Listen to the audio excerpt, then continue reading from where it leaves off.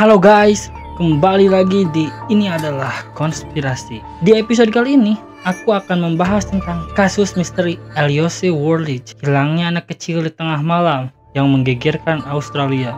Bayangkan sebuah malam yang tenang di sebuah rumah keluarga di pinggiran kota Melbourne, Australia. Seorang anak kecil berusia 8 tahun, Elliose Worldridge, tidur dengan nyenyak di kamarnya. Tidak ada tanda-tanda bahaya, tidak ada suara mencurigakan. Namun, ketika pagi tiba, Elliose menghilang tanpa jejak. Kasus hilangnya Elliose Worldridge menjadi salah satu misteri paling membingungkan dalam sejarah kriminal Australia. Bagaimana seorang anak kecil bisa menghilang dari kamar tidurnya di tengah malam tanpa meninggalkan jejak sedikit pun? Dan yang lebih aneh, mengapa keluarganya tidak mendengar apapun? Elliose Anne Worldridge lahir pada tanggal 8 Oktober 1966 dan ia tinggal bersama kedua orang tuanya, Lindsay dan Patsy Worldridge, serta saudara laki-lakinya, Blake. Di rumah mereka di Beaumaris, pinggiran kota Melbourne, Elliose adalah anak yang ceria, berbakat dalam balet, dan dikenal memiliki imajinasi yang sangat hidup.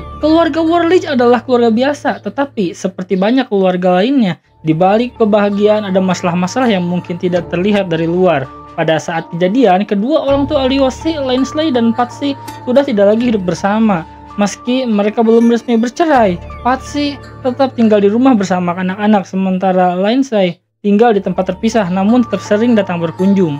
Waktu malam sebelum kehilangan, malam itu tanggal 12 Januari 1976, Elliose seperti biasa pergi tidur di kamar tidurnya yang menghadap ke halaman depan rumahnya. Kamar ini terletak di sebelah kamar saudara laki-lakinya, Blake. Semuanya tampak normal. Ibunya Patsy sudah mengantar Elliose tidur sekitar pukul 8 malam. Patsy yang tidur di kamar yang terpisah mengaku tidak mendengar suara apapun yang mencurigakan malam itu.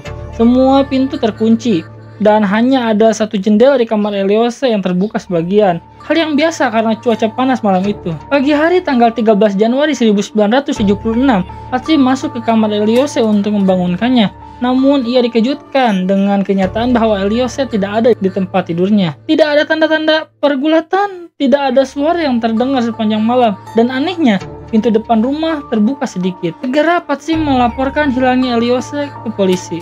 Pencarian besar-besaran segera dilakukan, namun tidak ada satu petunjuk pun yang mengarah kemana Elliose pergi atau siapa yang mungkin bertanggung jawab.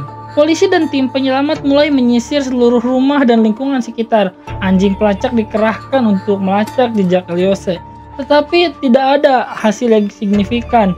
Kamar Elliose tidak menunjukkan adanya tanda-tanda pergulatan atau kekerasan yang semakin memperumit kasus ini. Polisi juga menanyai tetangga sekitar. Beberapa tetangga melaporkan mendengar suara aneh seperti erangan pada malam hilangnya Elliose, tetapi tidak ada yang cukup konkret untuk mengarahkan polisi ke petunjuk yang berarti. Seiring berjalannya penyelidikan, polisi mulai mendalami kasus penculikan. Mereka mempertimbangkan kemungkinan bahwa seseorang mungkin telah memanjat pagar depan rumah dan membawa Elliose pergi melalui jendela kamar tidurnya. Tapi bagaimana bisa penculik ini masuk tanpa membuat suara sedikit pun? Salah satu teori yang berkembang adalah bahwa penculik tersebut sudah mengenal Elliose, atau mungkin seseorang yang akrab dengan rumah tersebut, sehingga Elliose mungkin tidak berteriak atau melawan. Namun tidak ada bukti yang cukup untuk mendukung dugaan ini. Kasus ini juga memunculkan sebagian spekulasi mengenai keluarga Elliose sendiri. Karena masalah yang terjadi antara Lindsay dan Patsy, beberapa penyelidik awalnya mencurigai adanya keterlibatan anggota keluarga dalam hilangnya Elliose. Namun kedua orang tua Elliose dengan tegas menyangkal keterlibatan apapun. Tidak ada bukti yang cukup untuk mendukung teori keterlibatan orang dalam. Tapi ketegangan dalam keluarga ini menarik perhatian penyelidik. Lindsay, ayah Elliose, awalnya diperiksa secara intensif. Namun polisi kemudian mengesampingkan keterlibatannya setelah penyelidikan lebih lanjut. Meski telah dilakukan penyelidikan besar-besaran, kasus hilangnya Elliose Worldridge akhirnya menjadi jalan buntu.